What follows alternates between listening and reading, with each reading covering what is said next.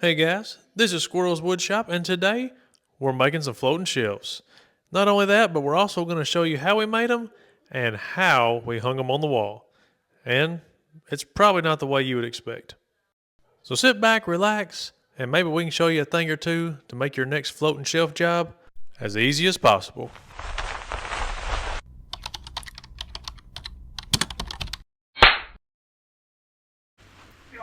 I'm loading them all by myself. No, wait, what are you hurrying? I know. Oh, when I got there. Oh, So we started this project like any other project. Me picking up this big chunk of wood while Squirrel just kind of hangs on to it. But with a few good grunts and me realizing that I was going to have to do all the work myself, I was finally able to get it up on the miter station. Now this big chunk of wood we're using today is 8/4 hard maple. It's around 10 foot long and it's somewhere around 10.5 to 11 inches wide.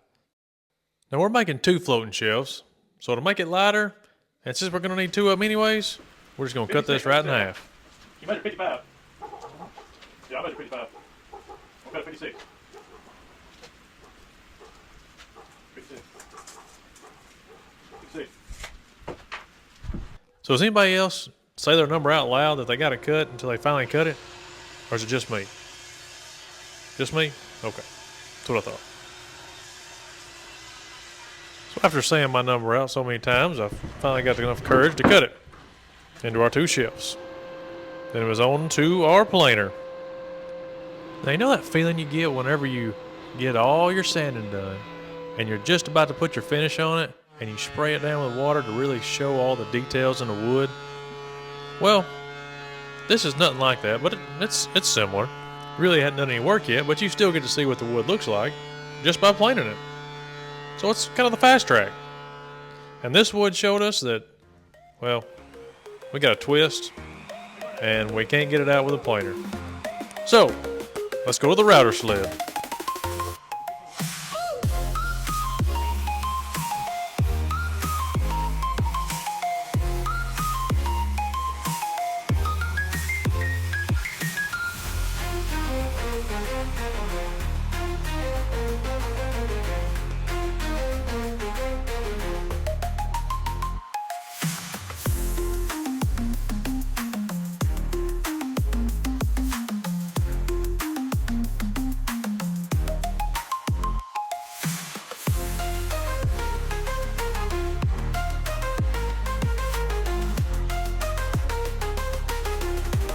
We got one side good and flat.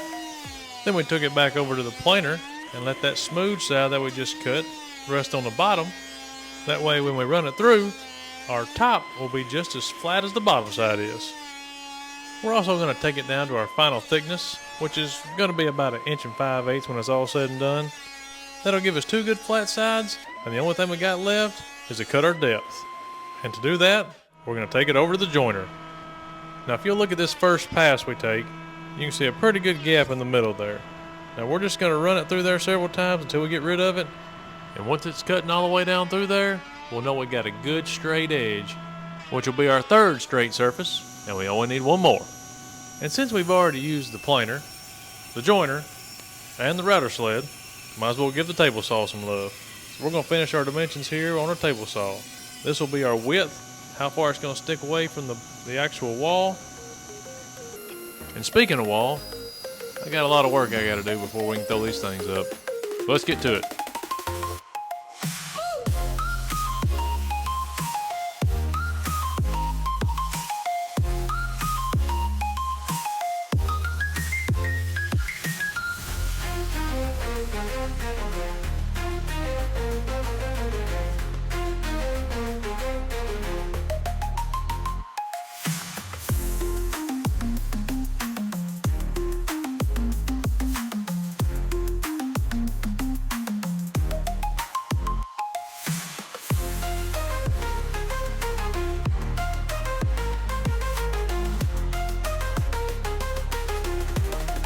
So what I did there, I took all the pictures down, got out the wall good and cleaned up, got me a good straight edge across there where I want to put the floating shelves, and then I took a little nail and I found my studs. I found where the stud started and where the stud ended.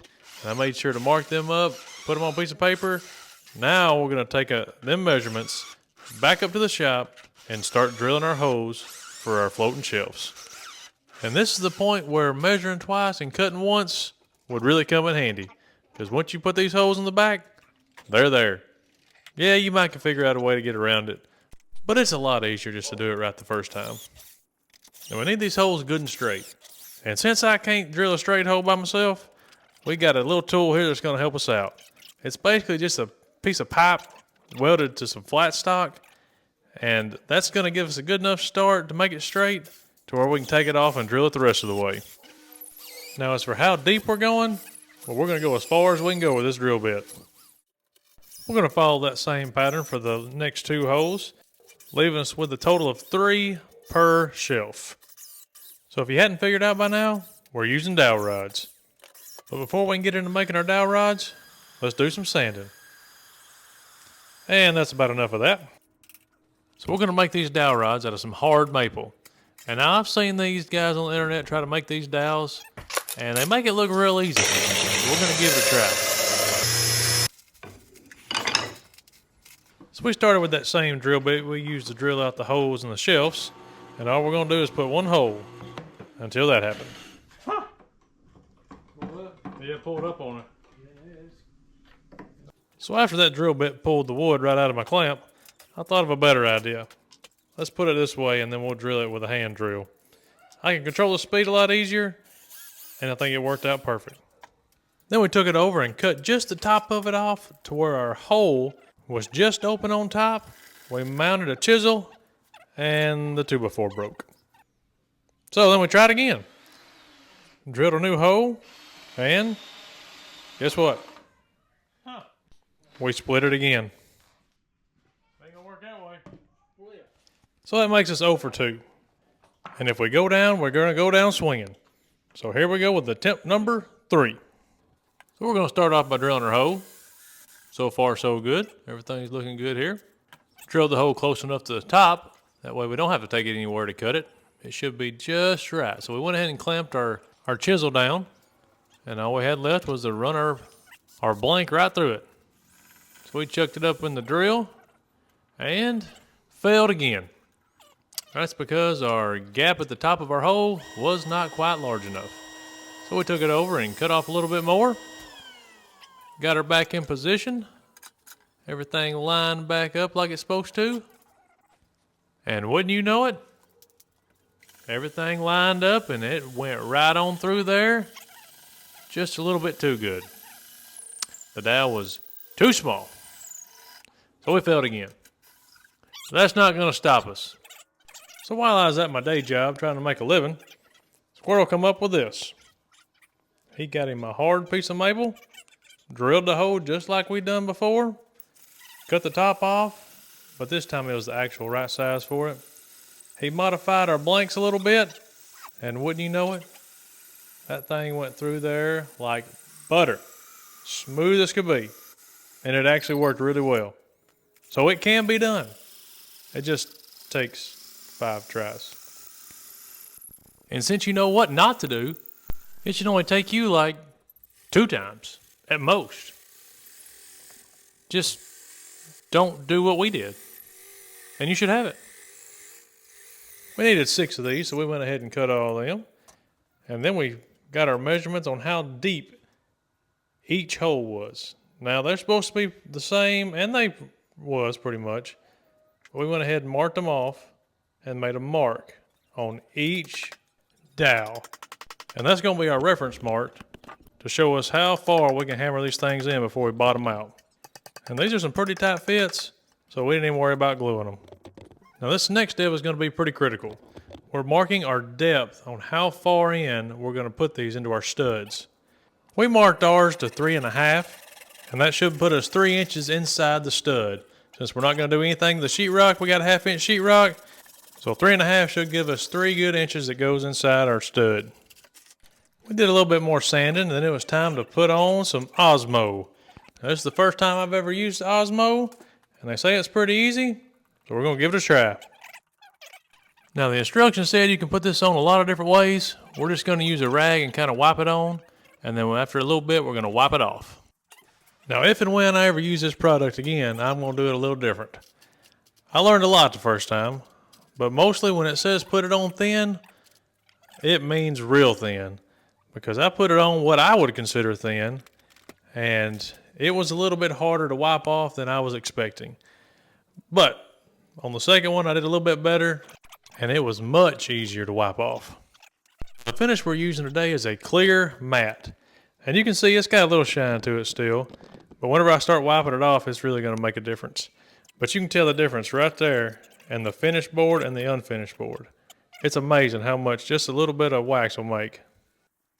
Now I gotta admit one thing. I messed up. I put these on those little yellow cones you see underneath them. You'll see it whenever I flip it here in a second. And it seemed like a good idea, but it wasn't. And I suggest anybody that's got some wood that weighs a little bit not to use these when they're finishing it. Because, well, let me just show you. Remember when I said it was hard to wipe off? Well, I guess in the wiping stages, I put just a little bit too much elbow grease in it, and I have got some indentions in my wood now. So we got to fix it. So we got the sander out, and we started sanding down these little spots. And before you know it, we had a pretty good little area that we had to fill back in with some Osmo. And we could have sanded the whole thing. But that takes a little bit longer. And we need to try this Osmo out. See how well it's going to blend in. Because this ain't going to be the first mistake I ever make. So, what better time to test it than, well, now. So we finished the sanding. Put the Osmo back on, just the spots that needed it. And we were ready to throw these things on the wall. Now we only got one thing we got to do, and that's drill the holes in the studs. But that one thing can really mess up the whole project. If we get off just a little bit, those dowel rods are not going to fit in the hole. So we're going ahead and double checking our measurements just to make sure before we get ready to put the hole in the studs. And speaking of checking things, we sure would appreciate it if you check that subscribe button.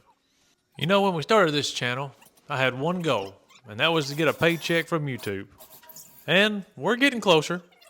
And if you'd like to help us achieve that goal, well, go ahead and subscribe, and be sure to hit that like button. That helps us out. And if you have any questions, put it in the comments, and we'll get back with you. So back to drilling these holes in the studs.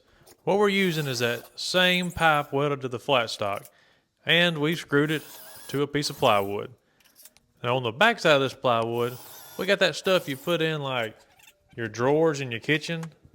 I ain't got a clue what it's called. Maybe drawer mats?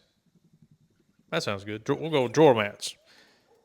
We got some of that on the back side, and all that's going to do is kind of help hold it on the wall, and more importantly, it's going to keep us from scuffing up the wall. There's one thing I do not like, and that's repairing sheetrock. So we got all of our holes drilled and cleaned out. Then it was time to, well, stick the shelves up there. We're going to do a dry run first. We just kind of bumped them in there, made sure everything looked good. Yeah, that looks good. But this one we had a little bit more of an issue. So everything was going good up until, well, the windowsill's in the way. Yeah, we're going to have to figure out a way to do that one. We'll worry about that when we get there. But first, we're going to install this one. The way we're going to install it is with wood glue. We're going to put wood glue in the holes. We're going to make sure it's in the tops and the bottoms and every which way. Then we're going to put them on the studs. And that's going to make it slide in there real nice.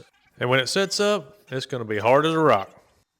And once the glue was applied, all we had left was to slide it in place. Now we did go ahead and cut some braces, because before that glue sets up, it's going to sag just a little bit. So go ahead and put the braces under there. Make sure you're just above level. That way whenever you take that brace off, it'll be perfect. And that's looking pretty good. So now it's the moment of truth. How are we going to get this thing in here? And at this point, I can truly say that I don't know how it's going to go in there. It either will or it won't. And I'm really hoping that it will, because the next option is to take down one of the trims around the windows, and nobody really wants to do that. So we're going to give it our best shot. So we lifted this big rig up there, and, well, it actually went in a lot easier than we thought it was going to. We just put one side in first and then kind of slid the other side in, and Just like that, this job was done. Well, kind of had to wait a day or so for the glue to dry, but other than that, our part was done. And after about 24 hours had passed, the glue had set up and we were able to take the braces off. Now, I don't know about you, but I can't see any flaws in the finish on this shelf.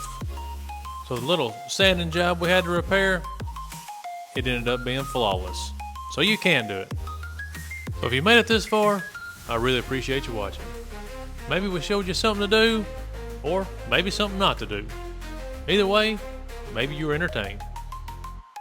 Anyways, thanks again for watching. Don't forget to like and subscribe, and God bless you.